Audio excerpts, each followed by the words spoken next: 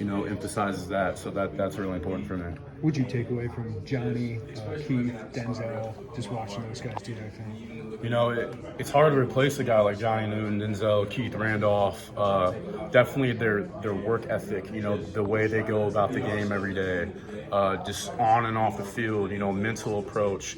Definitely, not just the physical aspect, but like I said, the mental approach, just having total faith in your ability to go out there and compete at the highest level. The staff has always believed in you, Alex, sir. and they're believing in you in a big role. Like, what's that mean to you, and what do you think you showed them during the spring to kind of earn that? I think I showed them that I can play on all downs, and that I'm not just a third down guy or just a first down guy. That I can go out there and compete and help this team out this year for sure. You've always had the speed and quickness, the get off, the ability to chase the ball down the line of scrimmage. What's the process been like getting big enough to compete in the Big Ten and adding the strength that you needed? For sure, getting in with Tank, he's emphasized on putting size on for sure. It's big to work on, technique, because if you're the biggest guy out there and you don't have technique, you're going to get washed out of your gap. So I feel like technique's big, in the Big Ten especially, getting my hands on a guy, getting locked out and being in my gap. How much bigger are you this year? When I first came in, I was 255. Now I'm sitting around 270, 272. You mentioned technique and James. What are some things that he's taught you that were new or maybe different that especially against Iran, he emphasizes footwork, extension, and finish. Not letting the play get to my head or going crazy. Just really focusing in on the aspect of the fundamentals. He's really big on that in practice too. That's why we work a lot on it. So just being able to have good fundamentals. How much did the experience you got last year help now? Just where you're being thrust into a bigger role without that. For sure. Getting a couple snaps last year, when you first get on the field as a freshman, you're like, wow, I got all these people on me. But now, just got to block them out. I've been in that place before. I know I can do it. I just got to trust in my abilities. What was that like, getting on the field for the first time?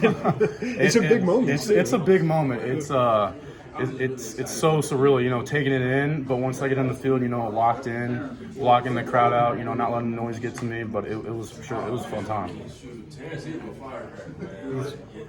What have you maybe added a couple veteran guys before this year? What have you learned from those guys? Dennis Briggs. He's a veteran. He's come from a good team. He's taught me a lot about pass rushing, different moves, working on the technique. I get extra work with him. I always talk with him. Dennis Briggs is a good guy to get extra, working with it, work with, and especially when I mess up on something, he critiques me. So it's not just the coaches helping me; it's the older guys that are helping me too. Being able to step into this role this year. What is sorry, Scott. I guess, it's at least have veterans, but then add in a guy that's in his 7th year. Just how important is that for a younger guy like you just to? Right. He knows I'm a younger guy, especially, and he knows that I have a big role to step in, but he has total belief in me on the other side of the ball to do what I got to do. What's your mindset? What's the mindset of this group after all those guys left? What do you kind of think about? We have a saying, as especially D-line, we came up, with some terms, tone setters, being guys on there that set the tone for the whole defense, grittiness, just, not giving up, not getting washed out of your gap, fighting, straining every play. So we're 1% every day getting better. We're just focused on the present, not the future, just day by day mentality. You mentioned Dennis Ray had the belief in you, but it seems like it's something with Bielma, Coach Henry, Coach James, and they all do as well. What does that mean to you? The coaches trust that you can step into that. For sure. It's an important role, especially as a younger guy. They believe in me, and it's day by day mentality. Just getting extra work in with Dennis, with T, with the whole D line. Just day by day getting better. I believe that they trust me. Yeah. Been away from wrestling for a couple of years now. Do you miss it? When you're wrestling, you hate it in the moment. You hate it. You hate the practices, but thing about wrestling is when you win, it's so fun. Yes, I do miss it. there's nothing harder to do in life than wrestling, for sure.